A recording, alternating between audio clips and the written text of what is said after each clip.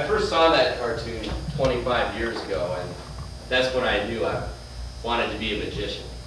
A lot's happened since then, and along the way I've been able to avoid being blasted out of bed in the morning by an alarm clock so I could go somewhere I didn't want to go to do something I didn't want to do.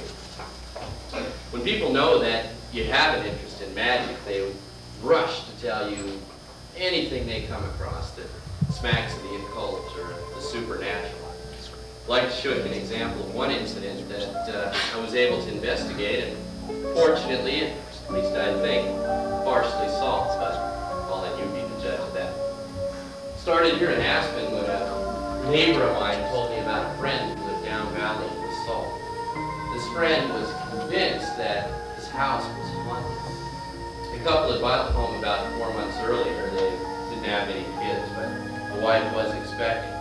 One night they were awakened by what they thought was the sound of a baby crying. A week later it happened again, only this time instead of baby crying, it was music, a nursery rhyme sort of. Finally got to see him after their third experience, and they were in a terrible state.